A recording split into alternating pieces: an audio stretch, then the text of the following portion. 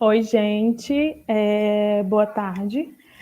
Boa tarde, não, bom dia. Vamos dar aqui seguimento e agora a gente vai para a live Manejo de complicações de estomias intestinais e urinárias. E quem vai estar aqui com a gente hoje compartilhando muito conhecimento, né? Eu já vou antecipar que eles são referências no Ceará, eu já estava, né, de realmente quando a gente pensa em estomia. Quem está com a gente é o doutor Antônio Dean Barbosa Marques. Ele é. Só um minuto. O doutor Dean, ele é enfermeiro, estomaterapeuta, doutor em cuidados clínicos pela UES e docente da Unifametro.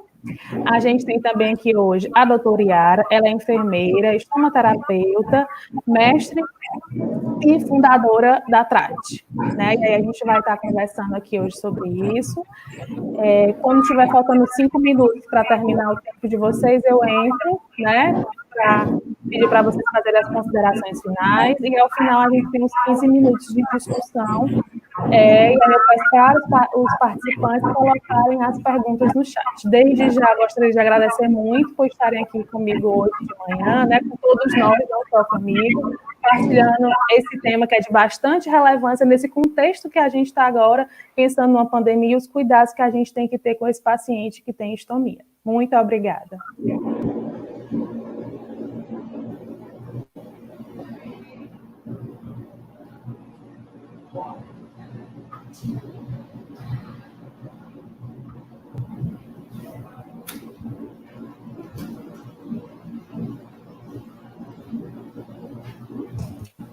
Pronto, a gente está vendo vocês, já está aparecendo a apresentação, vocês podem iniciar, tá certo?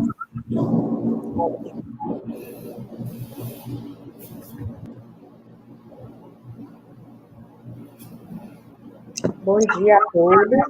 Em nome da comissão organizadora do evento, da Federação de Curso de Enfermagem, da Unifametro, eu gostaria de agradecer o convite para participar dessa excelente organização, excelente qualidade, né? E esse tempo hoje é uma novidade para todo mundo, particularmente para mim, né? Primeira vez que eu estou participando de um evento nesse formato.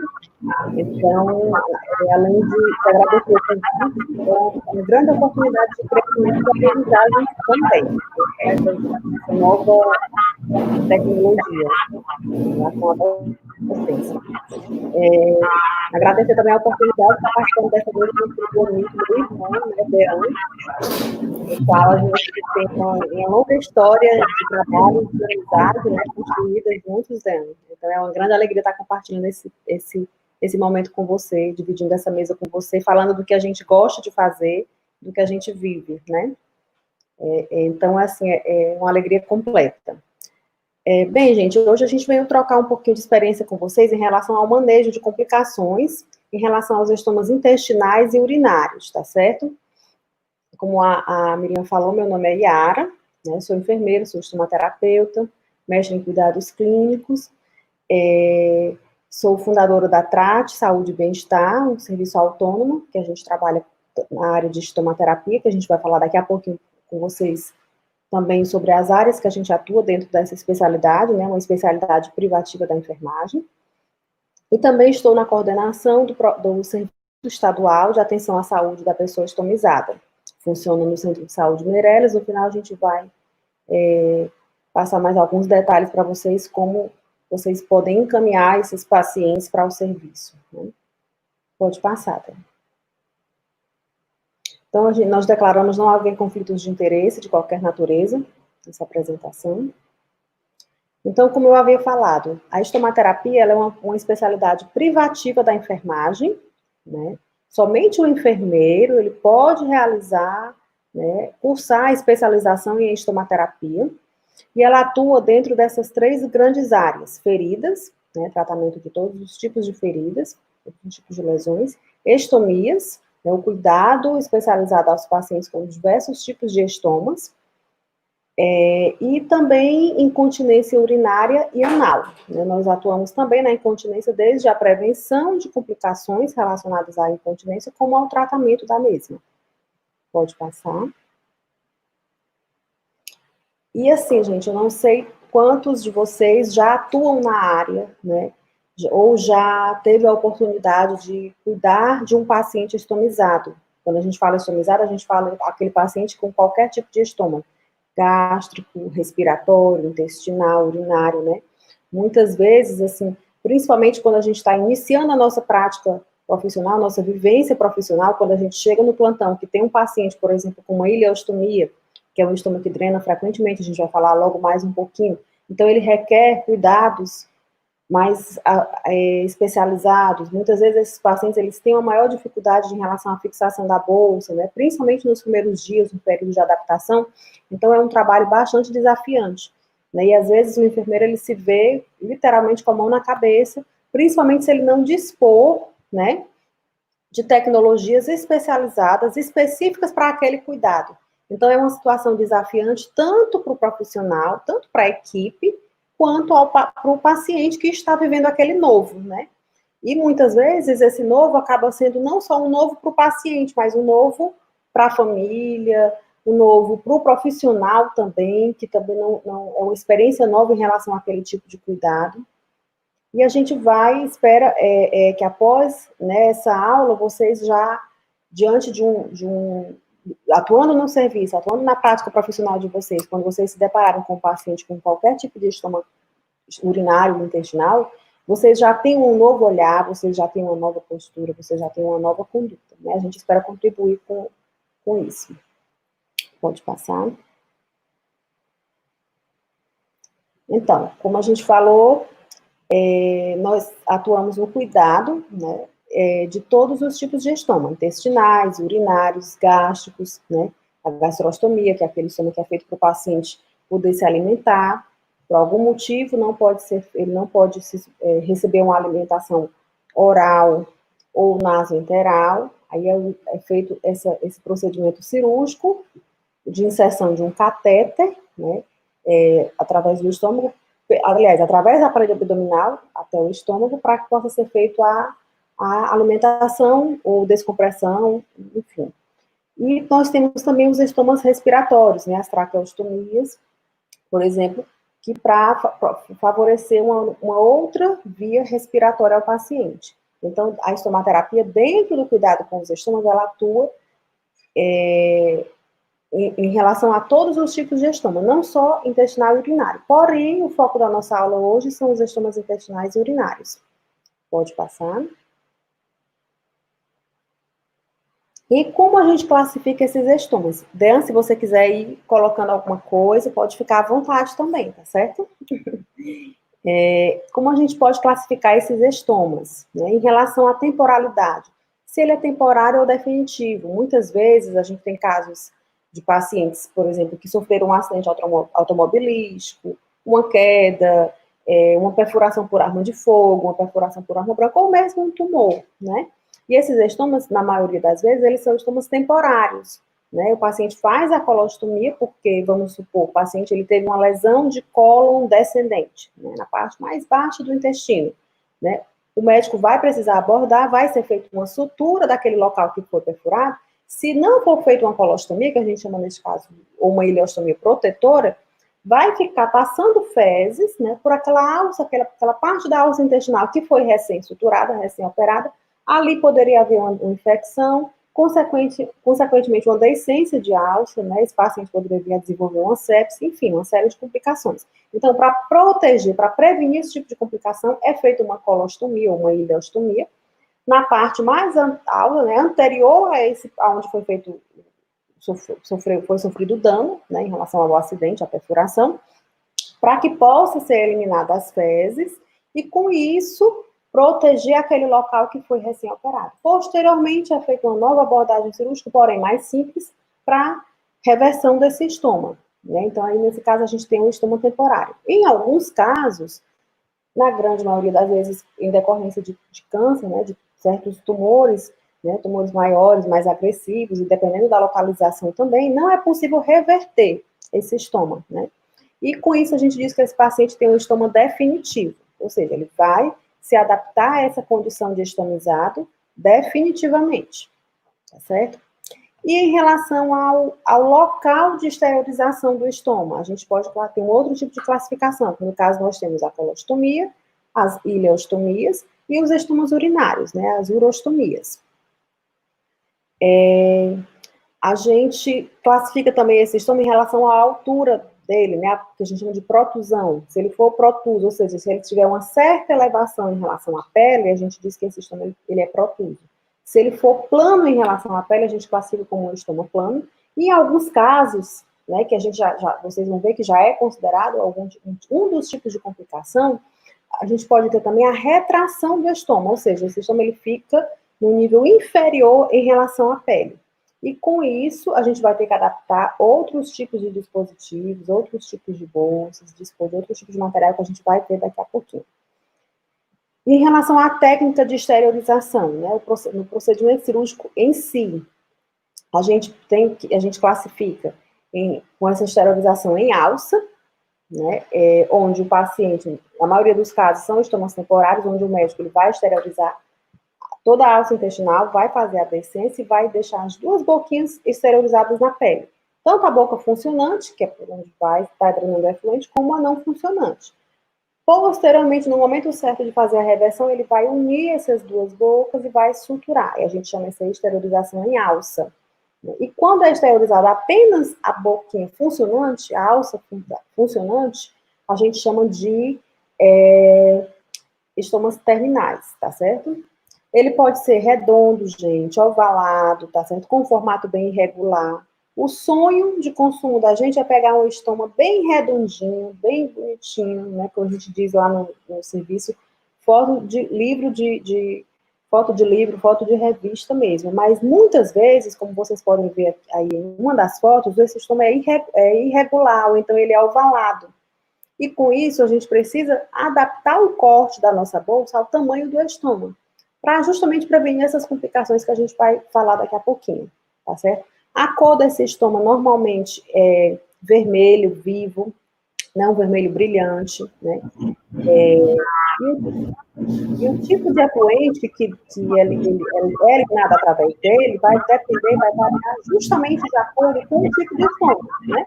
E com a localização desse estômago. Se for um estômago intestinal, confeccionado no intestino delgado, no ilho, essas fezes vão ser sempre líquidas, né? A gente vai ver daqui a pouquinho, acho que tem um slide que vai esclarecer melhor isso em relação à característica do efluente, tá certo? E ele pode ser localizado tanto no quadrante superior direito, superior esquerdo, inferior direito ou inferior esquerdo. Isso aí é uma das classificações, quando a gente vai descrever a evolução, a gente está com um paciente internado na nossa unidade, né, ou está avaliando ambulatorialmente um paciente, eu vou fazer a minha evolução de enfermagem, eu já tenho que atentar para todos esses pontos que a gente citou aqui. E um que eu não citei, a questão da integridade da pele. Né, você vai descrever na sua evolução de enfermagem se essa pele está íntegra, se ela está com algum tipo de irritação, se ela está com alguma complicação, porque vocês já vão compreender essas complicações logo mais. Pode passar. Então, o que a gente tinha falado, a consistência do efluente, né, ela varia de acordo com a localização do estômago. Então, se a gente tiver uma ileostomia, que vocês podem visualizar na foto à esquerda do vídeo, esse estômago ele elimina um efluente sempre líquido, né? Líquido, e ele é muito rico em enzimas proteolíticas, que a gente chama. Essas enzimas, elas são altamente corrosivas para a pele. Então, se eu estou com um paciente no meu serviço, está usando uma bolsa, e o efluente que é eliminado na bolsa é sempre muito líquido, eu já tenho que ficar atenta, porque provavelmente esse paciente tem uma ileostomia. Então, eu já tenho que checar no prontuário dele, checar na evolução, na descrição cirúrgica. Se realmente é uma ileostomia, sendo uma ileostomia, eu já tenho que acender uma luzinha de atenção para estar vigiando, avaliando a integridade da resina da bolsa, do adesivo da bolsa, para prevenir vazamento, né? Porque se eu tiver qualquer tipo de vazamento, eu já tenho que providenciar a substituição dessa bolsa o mais rápido possível. Quando é uma colostomia, ou seja, o estômago é esterilizado no cólon, né? A gente pode ter esse estômago no cólon ascendente, no cólon transverso, no cólon descendente e bem no cólon terminal, já próximo do sigmoide. Então, a consistência do efluente, a consistência dessas fezes vai variar também, né, de acordo com a localização do intestino grosso. Quando é no cólon ascendente, essas fezes, elas são líquidas, né, já mais líquidas, um pouco menos líquidas do que na ileostomia, mas ainda são um pouco líquidas e ainda possuem algumas enzimas proteolíticas que podem estar irritando a pele. Então, a gente o Dean já se deparou, tenho certeza, com esse tipo de situação. A gente pega um paciente no serviço com as fezes bem líquidas, e a gente já diz, não, é uma ileostomia. Porém, quando a gente vai avaliar, não é uma ileostomia, é uma colostomia de cólon ascendente. Então, as fezes são bastante líquidas, e eu também tenho que ficar atenta, porque essas fezes ainda têm algumas enzimas proteolíticas que vieram do intestino delgado, né, que vieram do ilho, e com isso podem corroer, podem causar danos na pele, né, abdominal do paciente, na pele peristoma também. Quando é no cólon transverso, elas já têm uma consistência mais pastosa, já vão adquirindo um pouco mais de consistência. E no cólon descendente, elas já são mais formadas, e na porção final do cólon descendente, elas já são mais consideradas sólidas mesmo, né? Já com um formato mais definido. Pode passar. Aí a gente, só para exemplificar também, aí as urostomias, né? Em alguns casos, principalmente de tumores, de bexiga, de próstata, que acaba invadindo a bexiga, né? O paciente, ele precisa acabar fazendo a remoção cirúrgica da bexiga, e com isso, ele vai precisar conviver, né, com uma urostomia, né? É um tipo de estômago, em 99% das vezes, definitivo, porque se remove a bexiga, ele já passa a ser um estômago definitivo.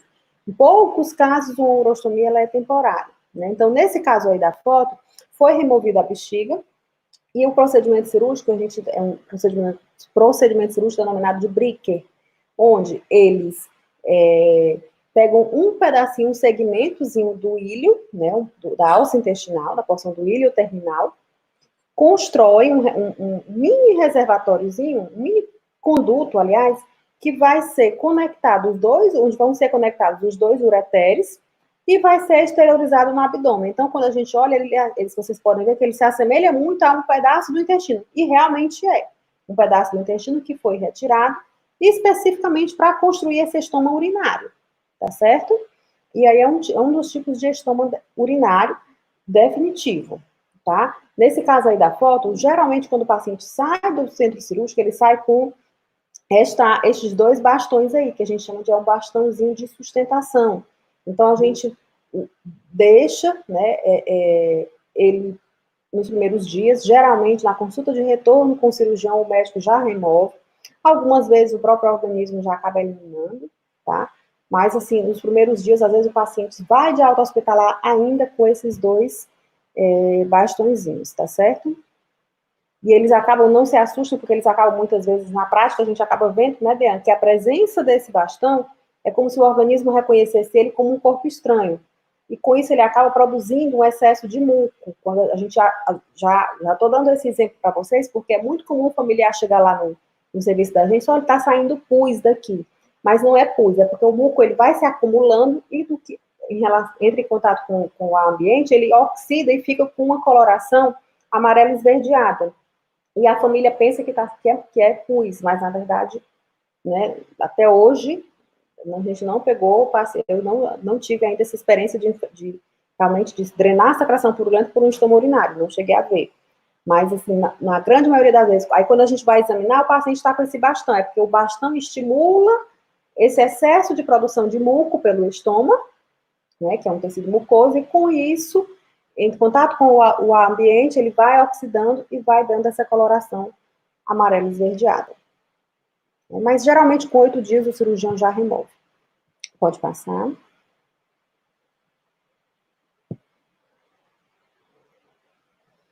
E a importância da equipe de enfermagem, né, gente? Olha, a adaptação da pessoa estomizada, né, mais um estômago bem construído, né, ela está diretamente proporcional em relação ao autocuidado.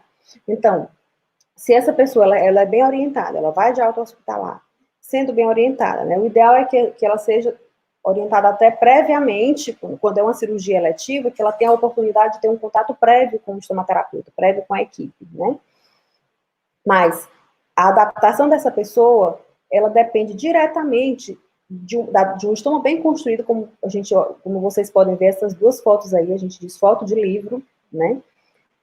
esse paciente ele vai aprender muito mais facilmente, muito mais rapidamente em relação ao autocuidado. Ele vai se apropriar desse cuidado muito mais rapidamente, né? Porque ele vai ter facilidade de aplicar a bolsa, né? Então, se o estômago ele é bem construído, ele é bem localizado na parede abdominal, ele consegue, se o paciente consegue visualizar esse estômago na hora que ele vai fazer a higiene, porque a gente tem casos de pacientes com um abdômen muito volumoso, muito globoso, se esse estômago for construído na parte inferior do abdômen, o paciente não vai conseguir visualizar o estômago. Então, vai dificultar a adaptação dele, vai dificultar com que ele assuma o mais rápido possível em relação à questão do autocuidado, dele mesmo se apropriar da troca da bolsa, ele mesmo fazer a higiene da bolsa, né, a limpeza, a higiene do estômago.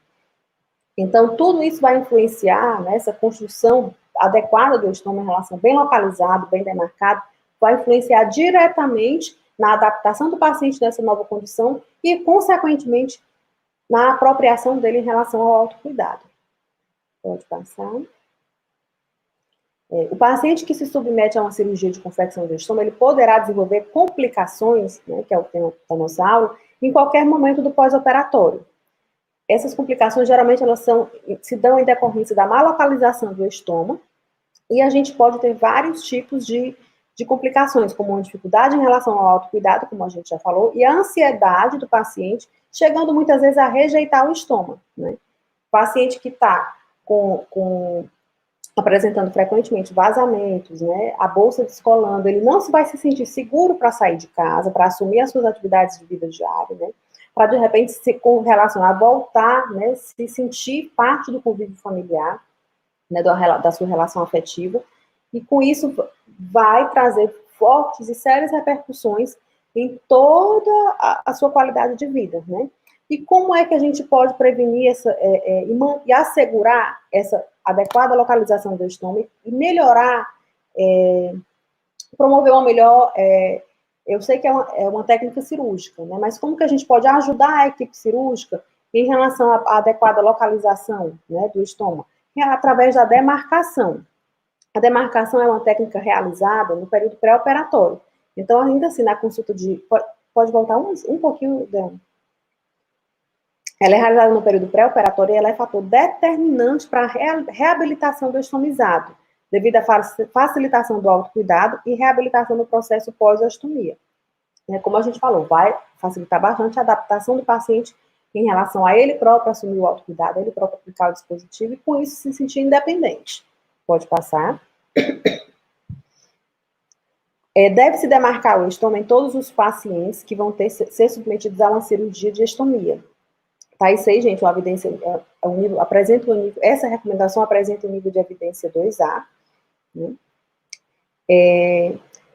Desconhece-se a competência, assim, o ideal é que esse paciente ele possa ser avaliado por um enfermeiro estomaterapeuta, mas qualquer enfermeiro, qualquer profissional treinado em relação a essa técnica da demarcação, ele pode estar realizando essa demarcação, tá certo? Na maioria das vezes, a gente vê que as pessoas não sabem, né, muitos cirurgiões, infelizmente, não sabem ainda, não sabem desse processo, né, da importância e desconhecem realmente a existência dessa consulta pré-operatória com o estomaterapeuta para realizar a demarcação, né. E, gente, isso aí é um direito do paciente, é um direito assegurado, né, por lei. Então, muitas vezes ignorado e desconhecido mesmo esse direito do paciente a ter um estômago demarcado previamente. Pode passar. Aí a gente tem uma foto do Dean realizando uma demarcação. Dean, se você puder falar um pouquinho também sobre a demarcação, até citar essa sua experiência. Pronto, gente. Bom dia a todos. Eu vou compartilhar um pouco com vocês sobre a nossa experiência, né? Eu fui enfermeiro, na época a gente denominava Programa dos Ostomizados, hoje é denominado de serviço, mas eu participei de 2 anos do programa, e nós tivemos a oportunidade de realizar alguns atendimentos, né, para pessoas que iriam ser submetidas a cirurgia de construção de estômago.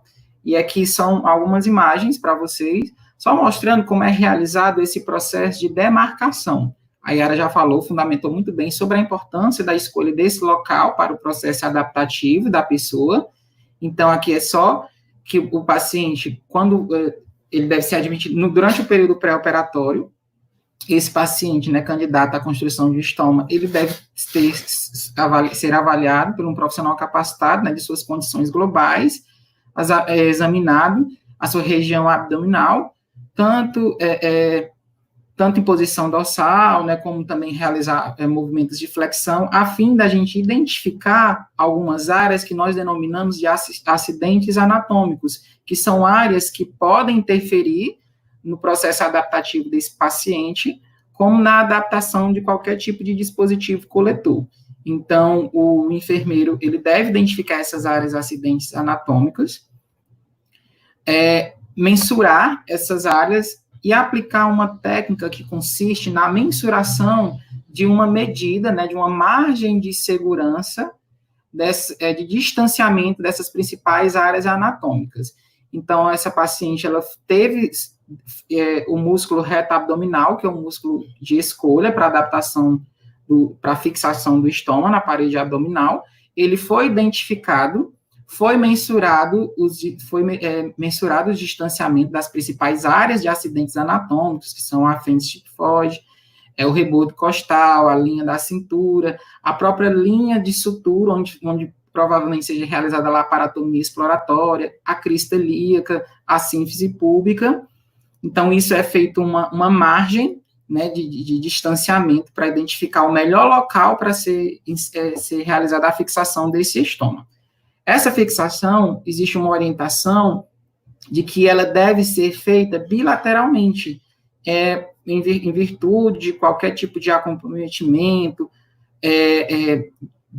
da alça de segmento a ser exteriorizada. Então, o correto é você realizar a identificação bilateral desses estômagos. Aqui, só mostrando aonde foi identificada as principais áreas de acidentes anatômicos, né, mantendo um distanciamento para uma melhor fixação desses dispositivos e adaptação, onde foi identificado o músculo reto abdominal e onde deve ser realizada essa fixação, né, com essa margem de segurança de 3,5 centímetros ou 5 centímetros, vai depender muito do biotipo do paciente e das condições globais que se apresentam. Como a Yara bem já falou para vocês, é um direito do paciente ter seu estômago demarcado durante o período pré-operatório, mas, infelizmente, por falta de protocolos institucionais, desconhecimento da equipe, falta de capacitação, esse direito ele acaba sendo negado do paciente, mas ele é assegurado, né, na lei. Existe uma carta de recomendação, né, de entidades internacionais relacionadas ao cuidado, né, de pessoas com estômago, e esse estômago ele é um mecanismo de prevenção de complicações, que é o que a gente vai destrinchar mais na frente para vocês. Então, essa demarcação, ela é de extrema importância, porque ela vai permitir a adaptação de um dispositivo coletor, vai permitir o paciente realizar a própria higiene do dispositivo, como do estômago, e os cuidados da pele periestomal, de extrema importância para a prevenção de complicações, e tudo isso, esses estratificados, quando somados, eles potencializam o processo de readaptação dessa pessoa se reinserir novamente na sociedade, melhorando, assim, consequentemente, a qualidade de vida da pessoa com estômago. Aqui nós trouxemos para vocês o quanto a falta de demarcação, ela vai interferir no processo de adaptação, no modo de viver da pessoa, e vai influenciar diretamente a incidência de complicações, futuras, né? Tanto complicações de pele, como de estômago, ou de pele periestômago, que é um estudo, um recorte de uma dissertação de mestrado, no qual é de uma enfermeira estomaterapeuta, no qual ela identificou que os estomas que não foram demarcados, eles têm uma maior incidência de complicações, tanto de estômago como de pele periestômago, do que aqueles que foram demarcados. Então, só para mostrar como é que se dá a falta desse procedimento técnico, como é que ele repercute na prática, né, na qualidade de vida desse paciente. E a gente enfrenta muitos desafios no nosso dia a dia, porque para realizar esse tipo de técnica, você tem que fazer a identificação do músculo reto abdominal, isso vai ser influenciado pelo biotipo do paciente, né, pelas variações anatômicas, pelas doenças de bases. Então, é muito comum, hoje em dia, na nossa sociedade, ter um sobrepeso. Então, esse sobrepeso, ele dificulta, né, principalmente porque tem o que a gente chama de prega cutânea, né, ou de prega de pele, que ele vai dificultar a adaptação do dispositivo coletor, e principalmente se essa alça, né, ela não for exteriorizada acima do nível da pele corretamente.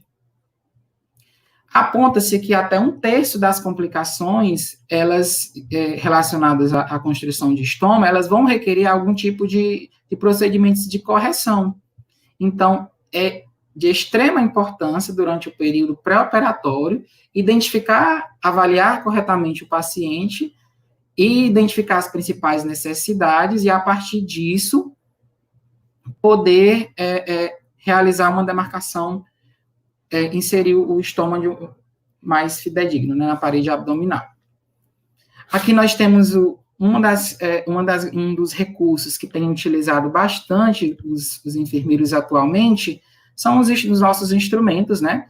Esse é o instrumento SACS, ele vai auxiliar o profissional, né, no manejo clínico de complicações, mais referente a relacionadas às alterações de pele, né?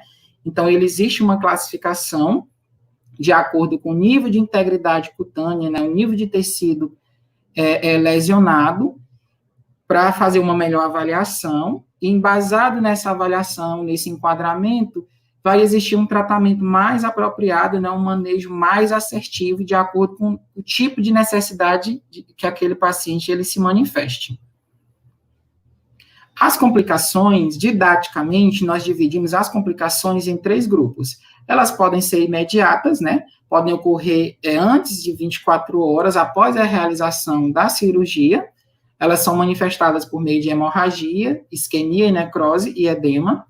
Nós temos as complicações mediatas, que são aquelas que vão ocorrer após o período pré-operatório, e elas, em alguns autores, elas classificam que elas podem ocorrer até 1 mês, 1 mês e meio, e outras até 3 meses. Elas podem ocorrer na forma de retração do estômago, descolamento mucocutâneo ou dermatite. Já as tardias, que são aquelas que estão relacionadas ao processo de viver da pessoa com estômago, às suas condições globais, às suas condições socioeconômicas e ambientais, elas vão ocorrer mais tardiamente, elas são manifestadas na forma de retração, estenose, prolapso de estômago, hérnia de parede estomal e a dermatite, que também podem ser complicações imediatas, podem estar presentes nas complicações imediatas. O sangramento ou a hemorragia, ela é ocasionada em detrimento da homeostasia inadequada dos vasos, ou por aumento... Oi.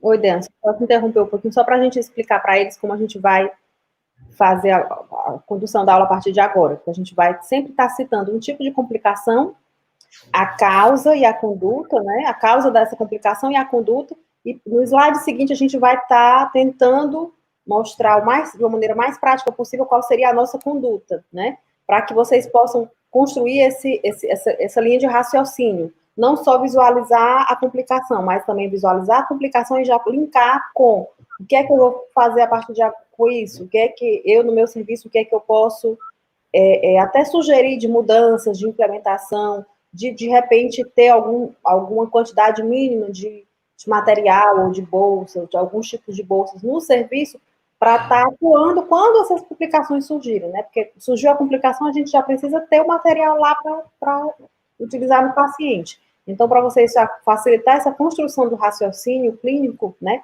a gente vai estar mostrando a complicação, a causa dela, a conduta e o que é que nós, como enfermeiros, precisamos dispor e fazer naquela situação. Pode continuar. Certo. Então, gente, de acordo com o tipo de complicação, como a Yara já mencionou, existe um tipo de conduta a ser realizada para manejar melhor esse tipo de complicação. O sangramento, né, ele também pode ser ocasionado por um aumento da pressão, né, da hipertensão portal, pode ocasionar também por trauma de mucosa, isso se for um atrito bastante intenso. Lembrando que o estômago, ele é friável ao toque. Então, muitas vezes, alguns pacientes ou a equipe de saúde, durante a realização da higiene do paciente com estômago, acaba atritando a gaze com o estômago e ele sangra, mas é um sangramento controlado, isso é fisiológico, não é aquele sangramento contínuo.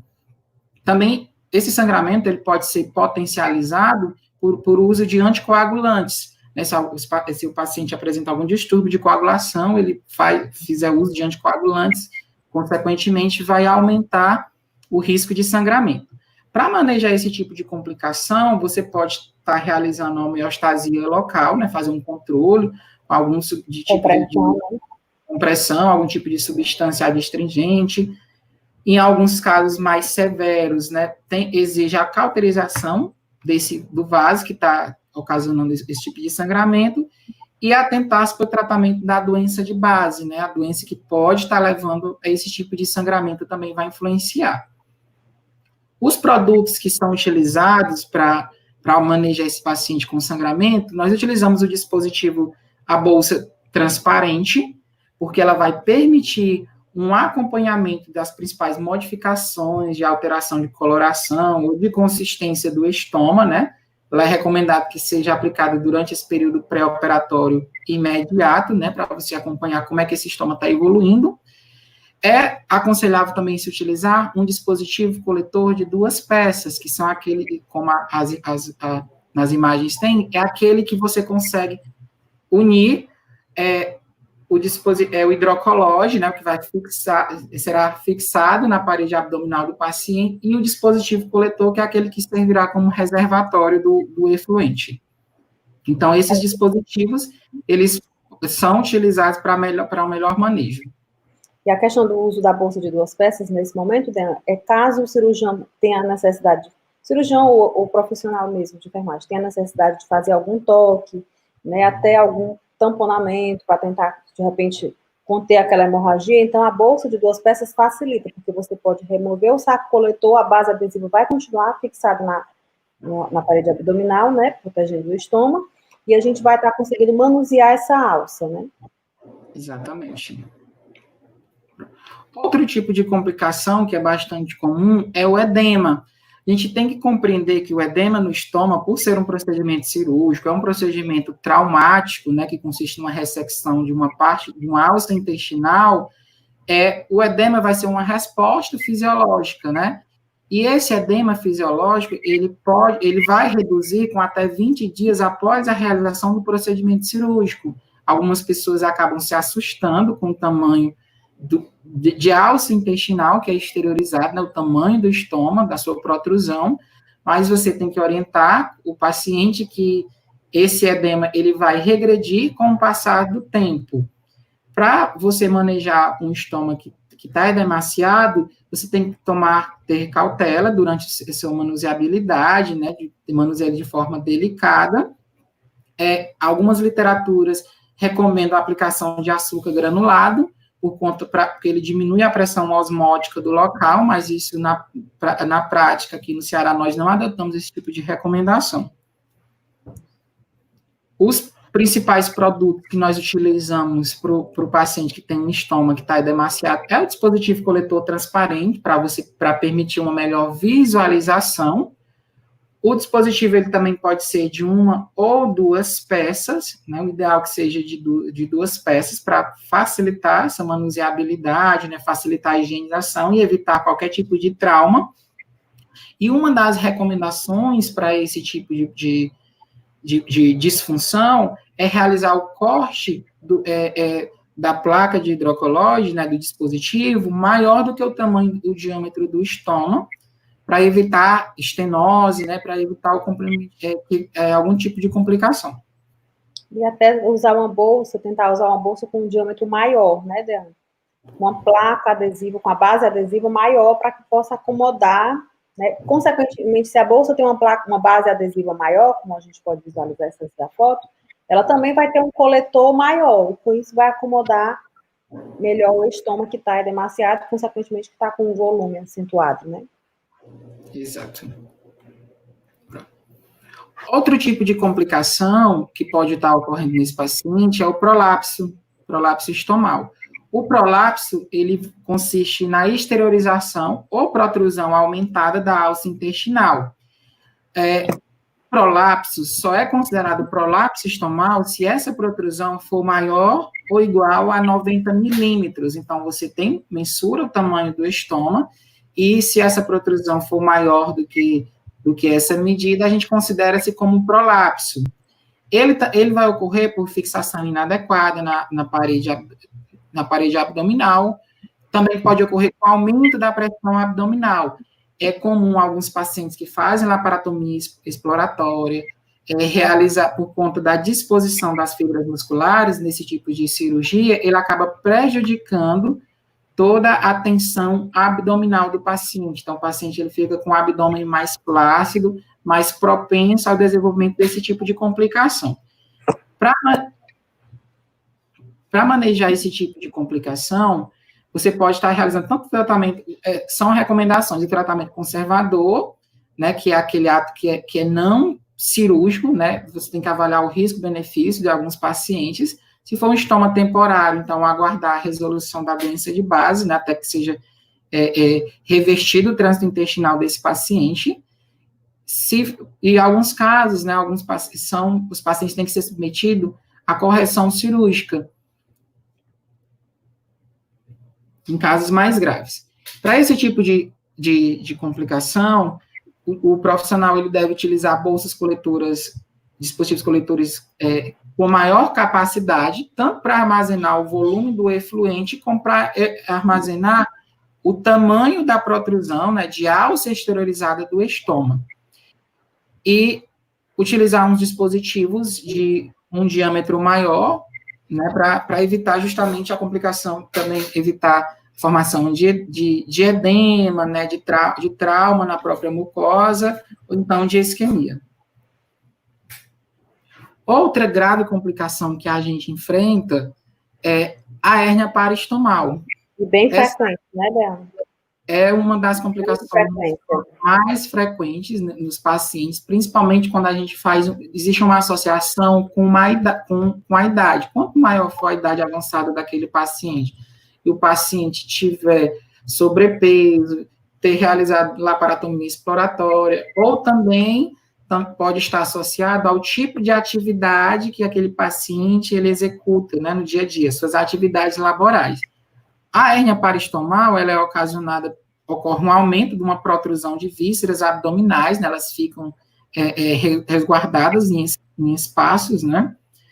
Ela pode ocorrer, também ocorre por conta da má localização do estômago, é influenciada também por aumento da pressão abdominal que esse paciente exerce no dia a dia, a idade, a obesidade.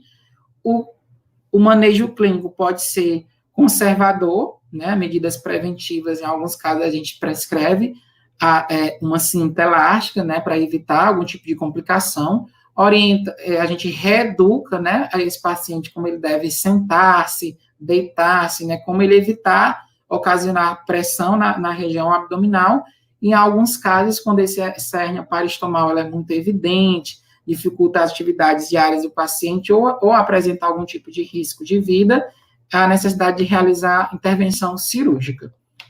O paciente que tem hérnia paraestomal, ele vai utilizar algum dispositivo de barreira flexível, né, que se ajuste ao contorno abdominal, né, o formato da hérnia, com maior fixação para ele. É prescrito também as cintas abdominais para evitar a progressão dessa hérnia, e o paciente ele faz uso também de cintos, né, de cinto abdominal, que são cintos para ajudar na fixação da placa abdominal no dispositivo coletor, né, evitando com que ocorra uma perca acidental em detrimento da força gravitacional da hérnia. E a gente costuma ver, Dean, uma associação muito grande entre o prolapso e a hérnia também, né? Uma certa frequência de associação. E principalmente quando a gente vai investigar, isso aí está relacionado à atividade laboral do paciente, né? Ao formato do abdômen, né? Ao ganho de peso, né? A gente geralmente associa. Eu lembro que, e a gente tem que ver até que ponto, assim, a gente tem que, muitas vezes, minimizar danos, como, por exemplo, com o dispositivo e da cinta abdominal. Eu lembro de um paciente lá no serviço que ele tinha um prolapso e uma hérnia. E ele trabalhava como... Aí a gente sempre fala, olha, uma das frases, as primeiras frases que a gente fala para o paciente, né? Só tem duas coisas que o paciente já se decorado, né? Que o paciente estomizado não deve fazer: ganhar peso e carregar peso. E ele trabalhava de carreteiro, sustentava a família descarregando carreta, caminhão. Então, assim, era impossível para ele não pegar peso, porque era o ganho de vida dele, né? O meio de sustento. Então, a gente, depois vamos usar uma cinta abdominal para minimizar, né? E foi conversado com o médico e ele concordou com a conduta.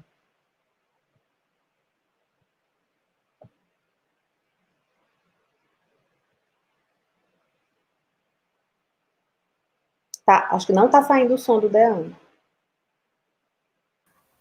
Pronto, era o meu. Gente, bom dia novamente. Eu vou pedir para vocês fazerem as considerações finais. Nós temos muitas perguntas, né? Está tendo muito envolvimento de todo mundo. Acho que a gente não vai conseguir, provavelmente, responder, né, tudo aqui, mas aí a gente coloca depois à disposição. Eu podendo divulgar, né, o Instagram da Trate e do professor Dean aqui, e aí a gente pode seguir lá, enfim, nas respostas a gente não conseguir contemplar aqui por conta do avançado horário. Tá? Então, se vocês puderem, aí a gente tira a projeção e aí a gente começa a responder as perguntas. Mas é porque a gente ainda tinha... E aí, Deane? Pronto, depois então a gente vai para as considerações finais, né? Eu já deixo aqui até o convite, aproveitando que a gente pode fazer depois uma... Pode voltar. Eu já deixo até aqui, como é um assunto, né, bem interessante, realmente, né, super atual, de fazer o convite de vocês para a gente fazer uma live depois no Instagram de do curso, né, e aí a gente fazer, vocês falando mais sobre isso aí, porque bagagem, conhecimento teórico, conhecimento prático da prática clínica vocês têm demais, e aí é importante a gente partilhar.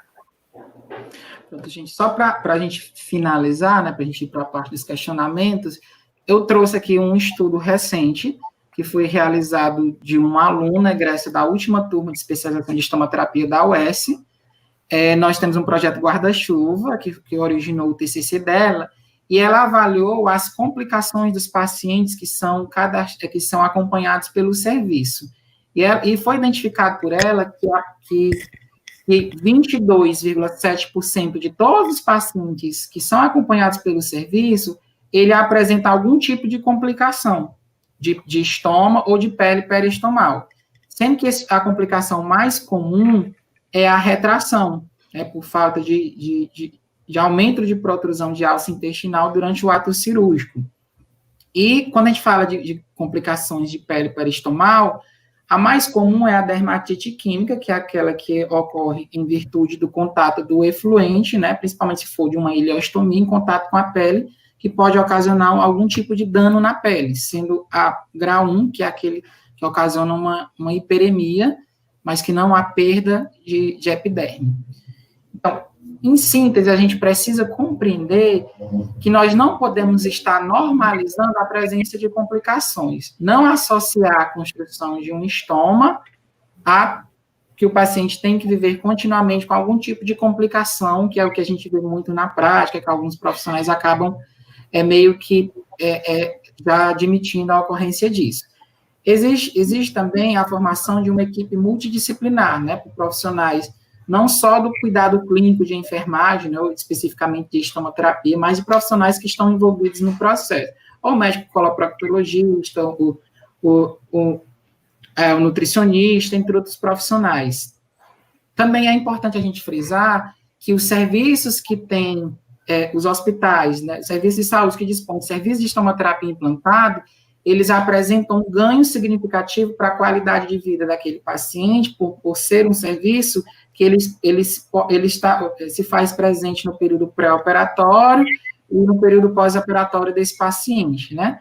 E a estomaterapia, também, outro mecanismo de ação que ela pode estar atuando, é por meio da realização de pareceres, né, de interconsultas o mais precocemente possível, né? Principalmente quando a gente fala no processo de demarcação que deve ser realizada durante o período pré-operatório, né? Já a hora que surge a necessidade de construção de estômago. E a verdade é sensibilizar a importância de que um serviço, ele deve possuir o maior, disponibilizar maiores recursos, tanto dispositivos coletores, como adjuvantes, para você ofertar para o paciente, para a pessoa com estômago, de acordo com a necessidade que ele evidencia. Então, há uma necessidade de você ter uma maior disponibilidade desses recursos, que, lamentavelmente, a gente vê há uma restrição, principalmente em âmbito hospitalar, né? Eles acabam utilizando dispositivos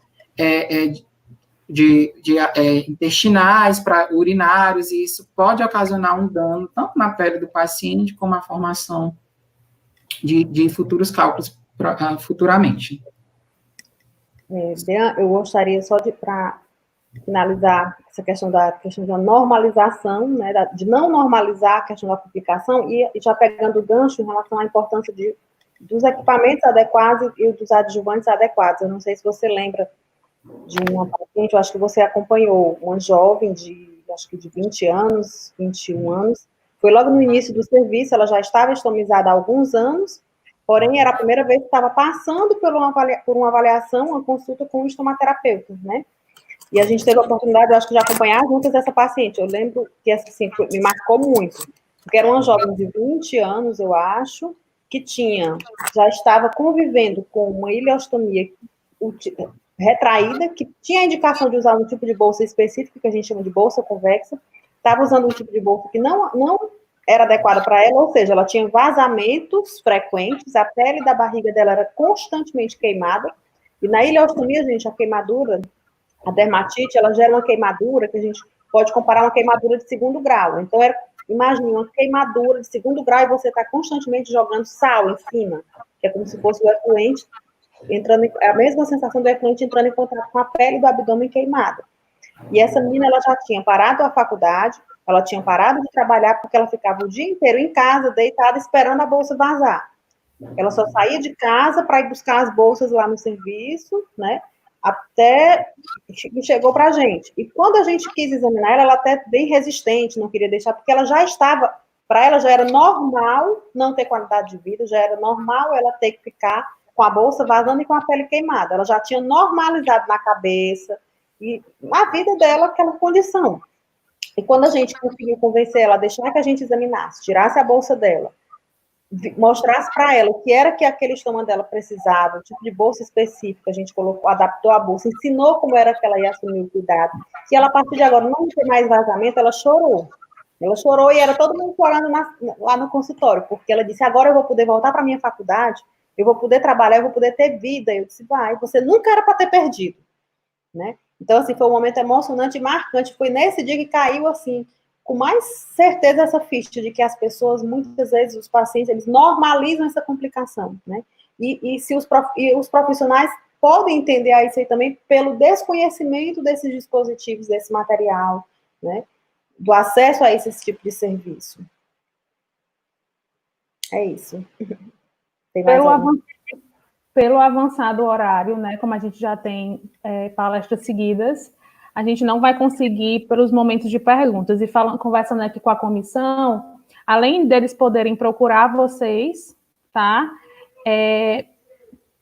Podem procurar vocês, né, nas redes sociais, mas a gente também vai fazer um post, né, no Instagram, da Enfermagem Fortaleza e da Enfermagem Unifametro Maracanaú, e aí a gente vai colocar as perguntas lá e vamos abrir também. Aí eu vou só solicitar a parceria de vocês mais uma vez, para vocês responderem lá nos comentários as dúvidas de todo mundo, já que os nossos alunos estão tão interessados, né? E aí a gente realmente dá essa resposta, mas continuar sendo cortês com as próximas palestras e a gente conseguir conduzir de uma melhor maneira possível.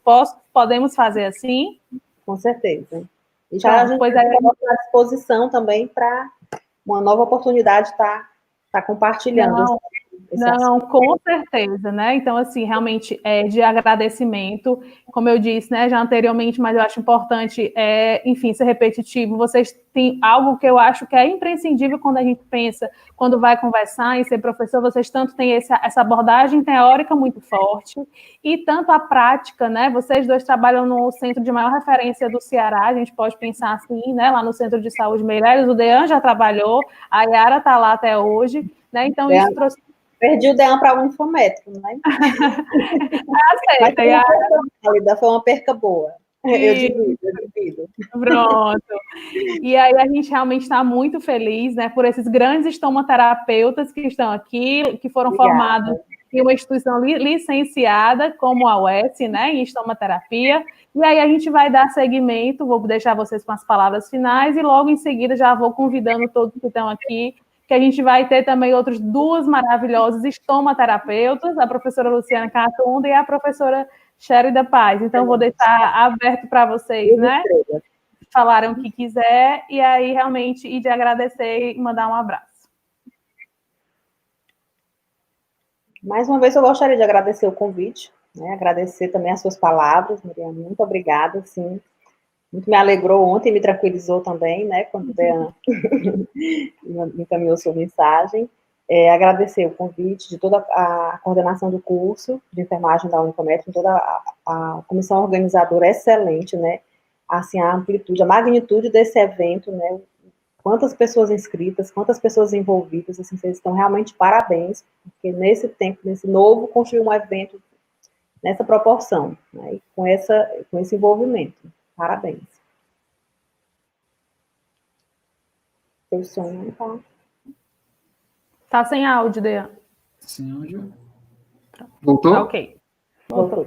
Quero agradecer e parabenizar a Unifametro pelo convite, né, pela oportunidade de me fazer presente, de contribuir, né, com o processo de formação desses alunos. Sei do comprometimento da Unifametro, eu me sinto muito honrado e enobrecido em fazer parte desse time, e eu estou, como a Yara também, eu estou encantado com a qualidade, né, dos eventos, né, da comissão organizadora. Eu só tenho a agradecer. Muito, muito obrigado. Um abraço. Graças.